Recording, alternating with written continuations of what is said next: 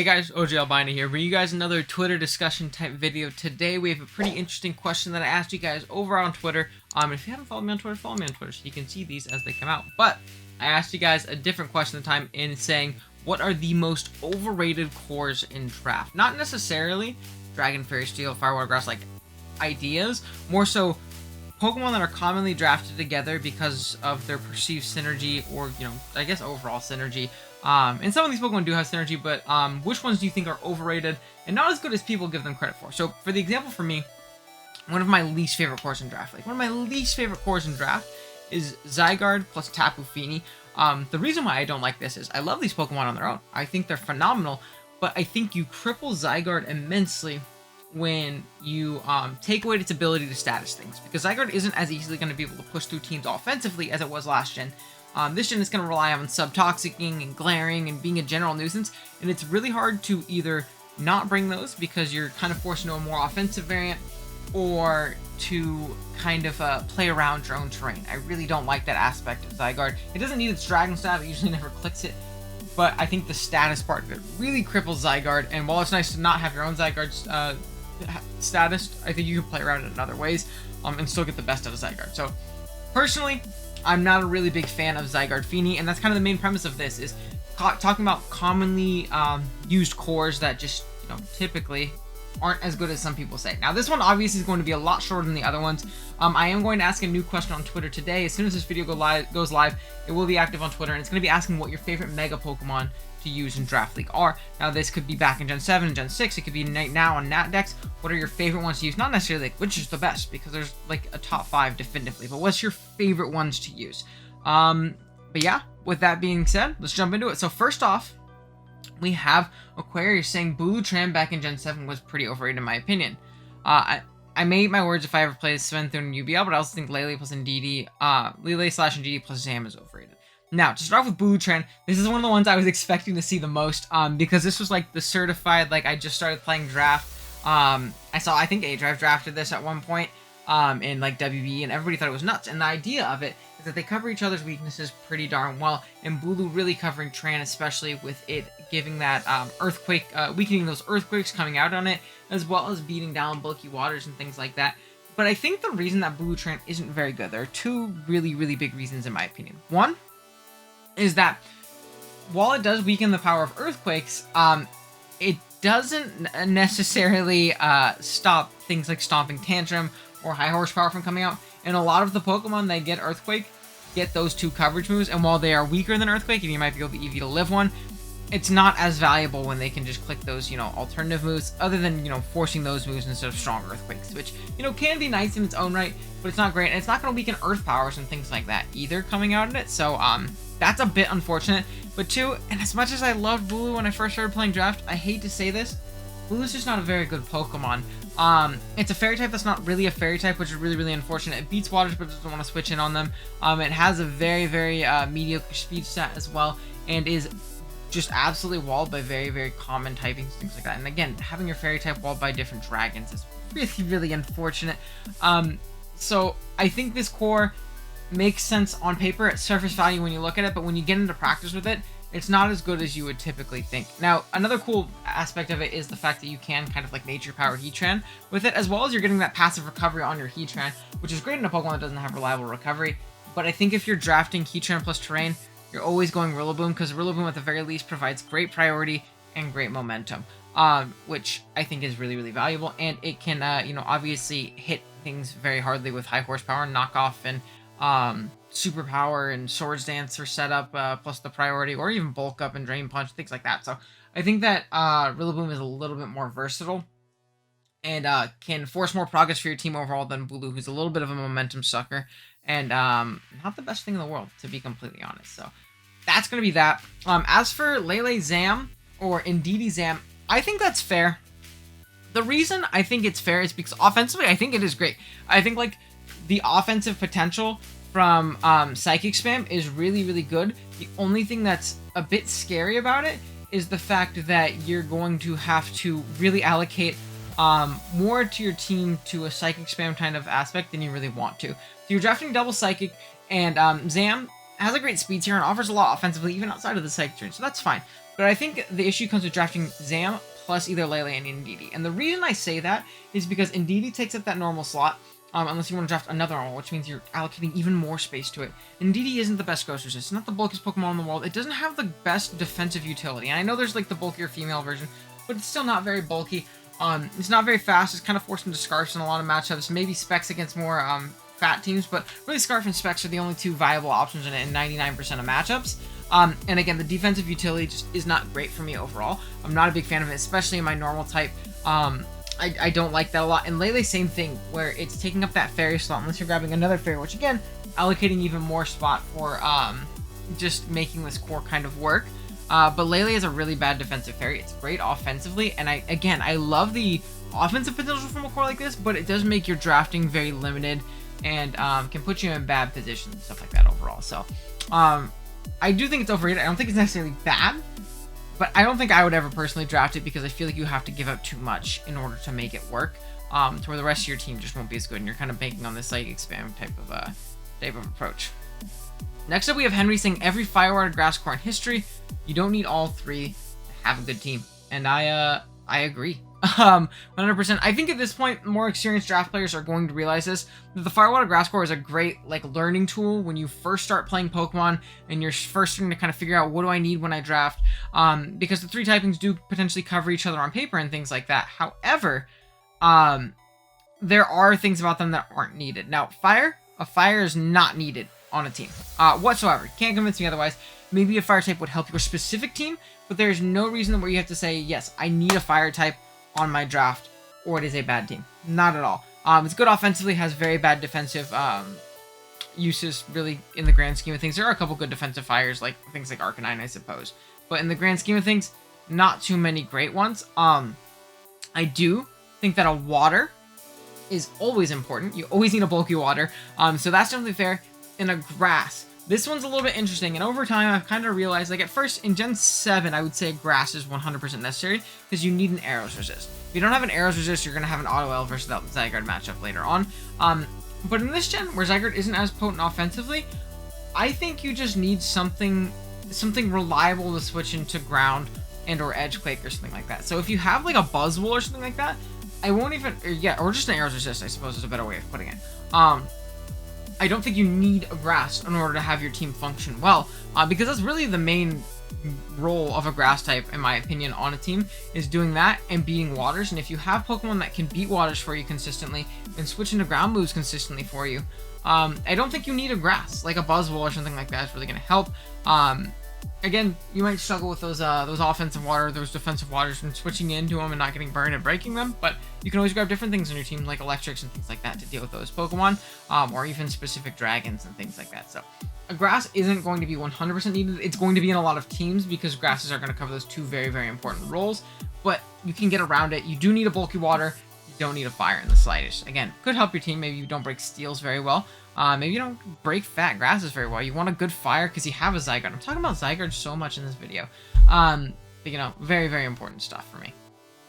Okay. Next up is another great take here from Chexo. He said, this isn't really a core, but drafting a shit electric just for the purpose of having electric is not worth, I'm assuming is what he said. One of the Rotom's Thundy Zera, if it's not one of the Rotom's Thundy Zera, it's not usually worth. Now, he is missing out on Zapdos, which he doesn't like Zapdos. Apparently from the responses, I'm assuming, but I do agree. And I remember when I first started playing draft, this is a big thing, especially in Gen 7. I think this is less common in Gen 8, where people think this. In Gen 7, people think, and I remember just early draft, watching PokeTubers play and stuff like that, they're like, oh, you need your fast electric to click Volt Switch and get in and out very, very easily and, you know, grab momentum. This gen, I even last gen, I don't think that's a necessary thing. I think it really depends on the team that you have and the playstyle that you're going for and things like that, obviously. And this gen especially, when a lot of electrics don't have great coverage for grounds with hidden power being gone, I'm not drafting a low tier electric just to have one. I'm not drafting a Jolteon because it's fast and can click Volt Switch. Because at the end of the day, it's actually probably losing you momentum more than it's gaining you momentum, unless you're playing extremely aggressive, and I would rather just have a better Pokemon in general and play aggressive with a better Pokemon, personally. Like something like Aleki. I tried it in BBL this season to see if it was decent. Absolutely hated it. But I'm on like Coco. I love Thunders. I love Zera. I love all the Rotoms. they're all great because they offer phenomenal utility and offensive prowess and even defensive utility outside of them just being an electric type or a speed electric type or something like that that can grab momentum. So I think it's more so, and again, it really does depend on the team. Say again, I do have a team that really struggles with bulky waters. I might draft something like a Circuitry just because I can, and because it gets at least coverage for grounds and things like that. So I do agree though. I do agree in the sense that you don't need a bulky, or you don't need an electric type just for the sake of having one, like a lot of people used to think. So that's a good take from Trex out here. I'll agree. Next up is Badass Frostlass saying, I've seen Polt, Heatran, Togekiss 20 times at this point, and it's absolutely a solid core, but I feel like a lot of people think it's the default best core for Polt when there's plenty of room for creativity. I personally haven't seen this core much. I know Josh down here say he used it, and I do remember him using it in BBO with Ubers, but I also remember he had Sun, so he turns really good in Sun. Really hard to switch into in Sun. I wouldn't say it's a bad core. I would say, yeah, that's fair. There's plenty of room for creativity when it comes to Polt. Like, I think Polt's really good with things like Melmetal and Nidoking and, you know, things like that. But I wouldn't say that this is a bad thing just because you see it a lot. Seeing something a lot doesn't mean that it's overrated or shouldn't be used as much. It might mean that it just simply works, and the Pokemon do cover each other pretty decently overall. So I don't know. And I really like Togekiss with Polt. I think Togekiss with Polt is a phenomenal core. Togekiss covers Polt's weaknesses and resistances very well. And like Dark and, you know, things like that. And yeah, I don't know. I don't think this core is necessarily a bad thing. Maybe if you're like, I think that there's better, that's fair, but I would need some more examples outside of just that. You know what I mean? Okay, next up, we see a little bit more of a Nat Dex example in Spectre plus Mega Glade. If you want to use Spectre, it's a good pairing, but there's so many better ways to use Glade without wasting a ton of points on Spectre. I agree. Maybe it's just the giant Spectre hater in me, but you typically see a lot, and you'll even see it in Galar decks with like Spectre or Terrakion and things like that, where the idea is that you pair it with a good fighting type so it can beat down those normals and those darks. However, the only benefit you really gain from that is forcing those specific switches and getting in the strong fighting type, which is fair. What I think people kind of miss out on is if they draft those cores because they're like, oh, my Spectre is going to go crazy because I have a good fighting type. No, because if the fighting, if the normal, the dark still switches in, like, they can just switch out on the fighting type. So I don't know. I think this is more so a case of people drafting this and realizing that Mega Glade is amazing in Nat decks and saying like, hey, I drafted this Pokemon, and I want to force specific switch-ins to get it for free. So if you're willing to waste a bunch of points of Spectre in order to force specific plays and you're aggressive enough to make those doubles, then that's fair. But it's not a case of Mega Glade making Spectre better. I think it's the other way around, in Spectre forcing specific switches. But I agree, it is a major point sucker, and it's something I'm just personally not willing to do, so I wouldn't draft this core either. I also just wouldn't draft Spectre, though. I have Mega Glade in the league, and I love it on its own without, you know, Spectre as my offensive ghost. I think I have Aegislash, which is probably a little bit better, but, you know, not all of us could do that. Next up, we have Liv saying Blue Tram Mega Absol. So yeah, it's a little bit of an A-Drive dig there. But that's pretty funny. Okay. Next up, we have the Pickle Nugget saying, I would probably say Zera Aura plus Rillaboom. Great mons on their own, but they don't do much for each other. They're just two mons that work independently outside of forcing grounds or on high horsepower. They provide little defensive utility. I don't like it on paper. I think that they form a pretty solid Volt Turn combo. I think Zera really appreciates the residual recovery, and again, the Earthquake resistance isn't the biggest thing in the world, because, like you said, you can't force high horsepower toward Stomping Tantrum still. But Zera is bulky enough to lift those, potentially, if you're EVing correctly. And yeah, I wouldn't say that this core is necessarily a bad thing, and they do work for each other in the sense that Zera breaks fat flyings that Rilla doesn't appreciate, like the Torn Tees of the world. And Rillaboom demolishes the fat grounds that Zera doesn't appreciate. So they beat each other's checks pretty well, and they force very specific switches to where you can get doubles up, and Rillaboom forces plenty of knockoffs on flying types. So after you knock that first time, if you can make those doubles and keep up rocks, those things are getting in range to where you can just glide through the rest of the team later on. So I actually really like this core. I don't know if I agree with this one, because this one's definitely pretty solid. I see why, in the sense, like, hey, they both break water. I don't know. And maybe like they don't want to each switch in and take scalds and things like that, but I really like this core, and this is a core I would definitely use myself. I've used it before, and I definitely don't think it's very bad. So I don't know if I necessarily agree with this one. I see where he's coming from, but I really like Zera Rillaboom, personally. Next up, we have Matt O'Shea saying, Dragapult Mandibuzz, it's good, just overrated. Hi, YouTube, leave a like and subscribe, and then click the bell and turn on notifications. You heard Matt O'Shea and Sandy down here at the bottom. You gotta do it now. Go ahead and drop a like and sub. I'd really appreciate it. We're pushing towards 1,000, and I'm gonna get there by the end of the year, but I need you to stick around in order for me to do so. So I'd appreciate it. But back to the video. Matt says Dragapult Mandibuzz. Interesting take from Nathaniel Shannon, because I know he literally just drafted this in BBL and is doing very well in BBL with it.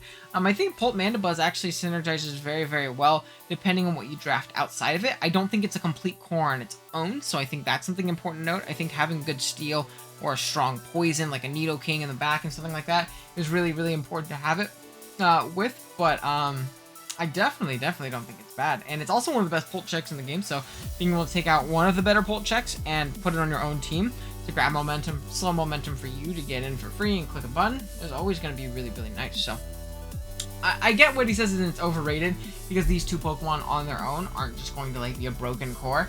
But I think if you grab sufficient pieces alongside them and make a little bit more of a bigger and cohesive core, they're still very solid. So I don't know about that, but I appreciate Matt telling YouTube to like and subscribe. Okay.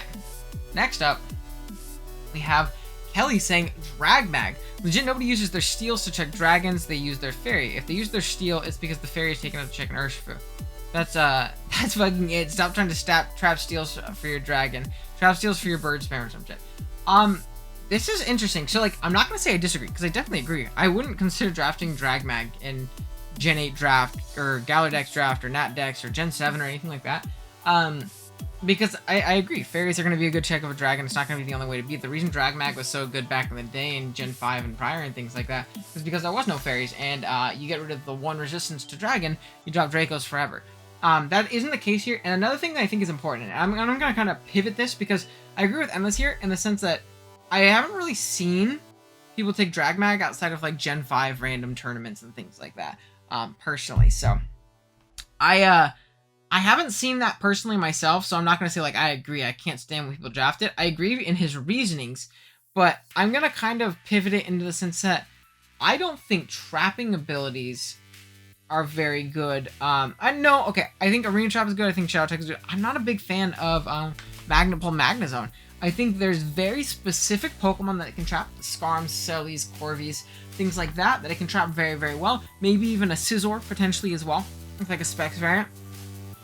But I think in a counter team format, where Shed Shell is such a very viable option, or even a Wakan or something like that, or even just fast superpower Scizor, things like that, I think it loses its surprise factor and viability a ton in a counter draft format, because in something like Smogon, where you have to account for an entire metagame outside of this team that has a Magnezone on it, you're less likely to run Shed Shell or that fast superpowering set, or Wakan Earthquake Selly or something like that. So I agree in the sense that I think Magnet Pull is not very good. I think it's probably the worst trapping ability, because it's a lot harder to trap different Pokemon with it. Maybe it's just via what gets Magnet Pull, and really the only viable Magnet Pull trapper being Magnezone.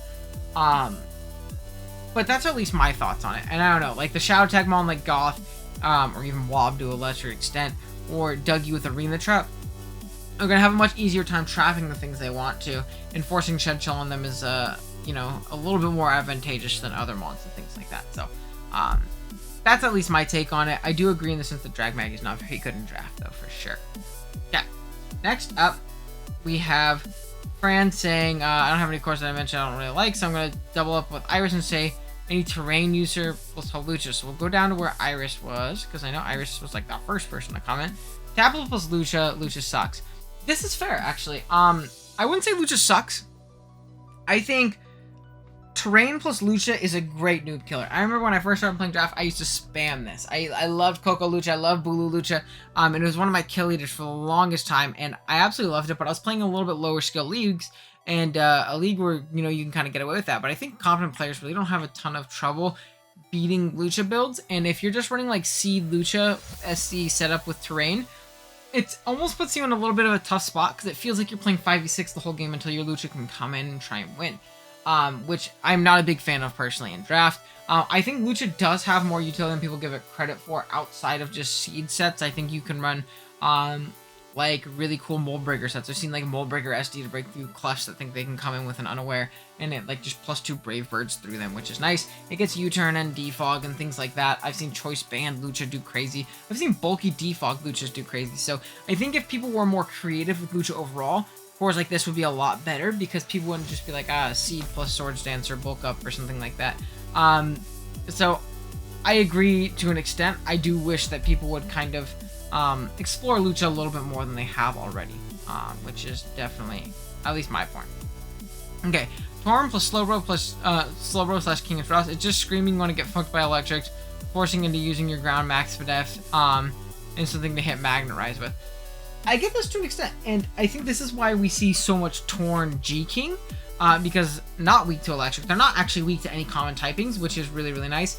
I think people will draft this core alongside like a Tangrowth or something like that in order to have that like full regen, or an Amoonguss or something like that. So I don't think it's bad, but he is right in the sense that it is very is weak to the same kind of common typings and like electric and things like that. But I also think this is a generation in which electrics just are not as good. So I think that's something important to note as well, personally. But I get what Josh is saying here in saying Torn plus Slowbro slash King. Next up, we have Zera Torn from Star. Zera sucks. I disagree.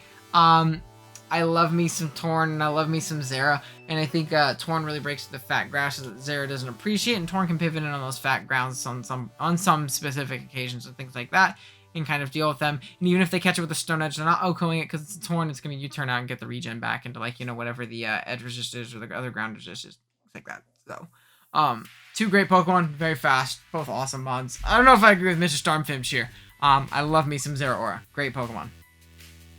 Next up, we have Kurt also saying Halluci plus any Terrain here can preserve the Terrain just for Lucha set to be viable, essentially making a 5v6 one of your 5 need to be playing super cautious.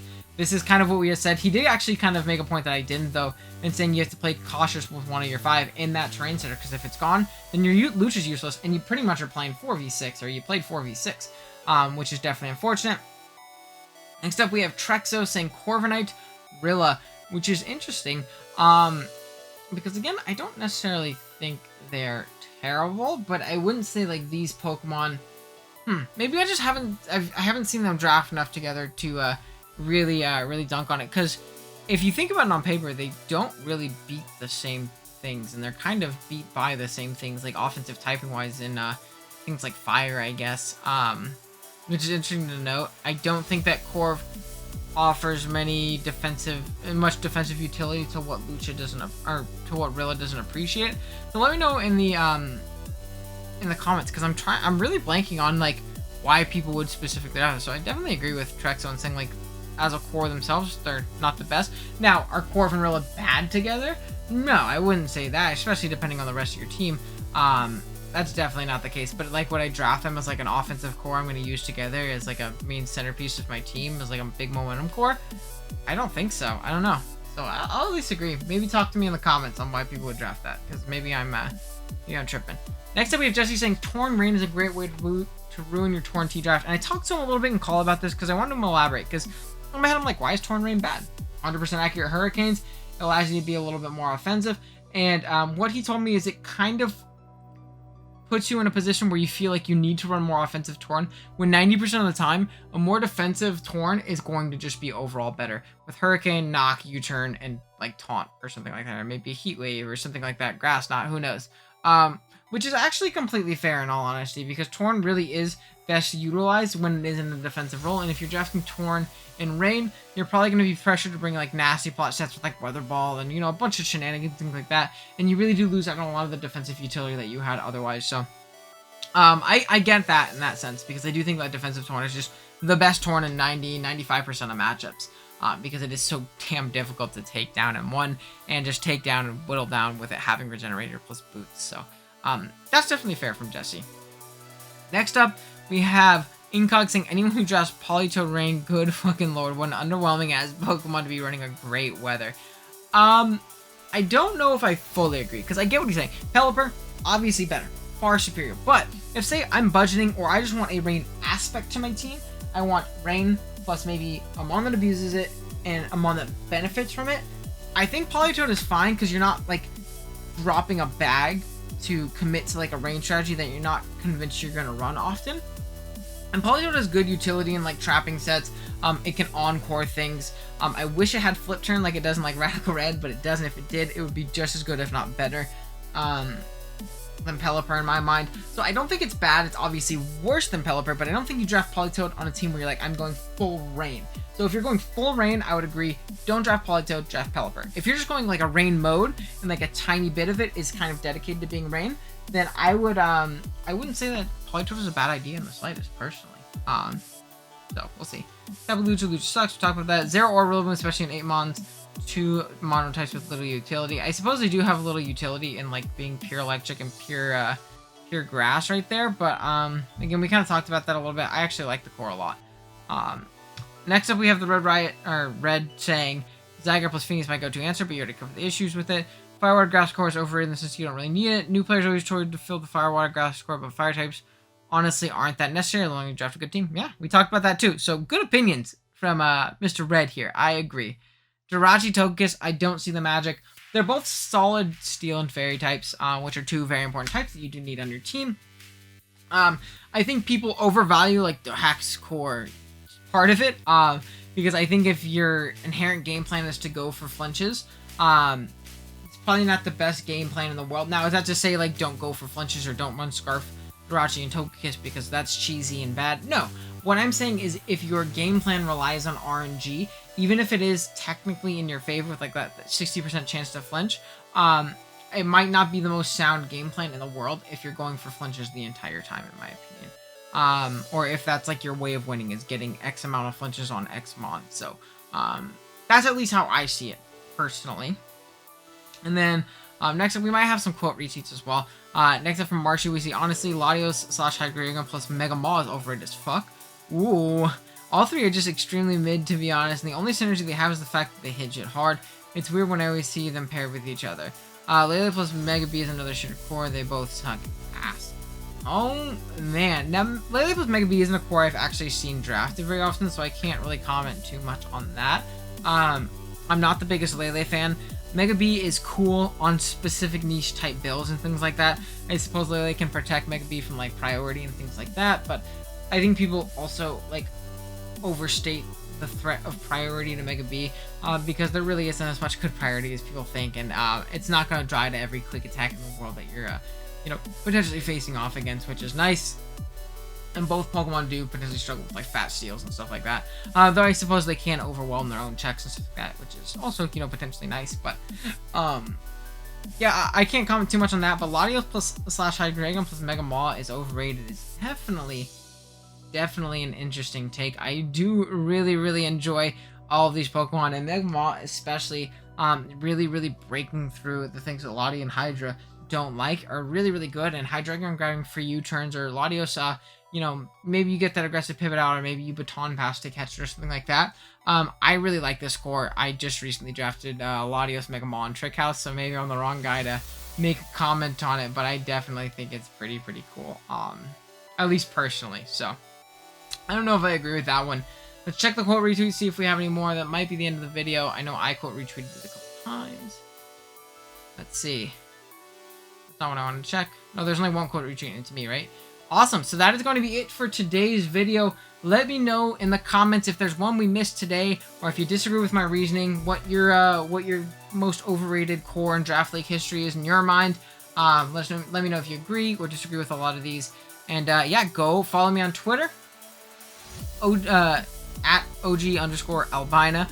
I'll be tweeting out another tweet probably while this video is rendering, and it should be up and getting replies and stuff like that. And let me know what your favorite Mega to use in Draft League format is and why. And yeah, that being said, thank you guys so much for watching. See you guys next time. Later.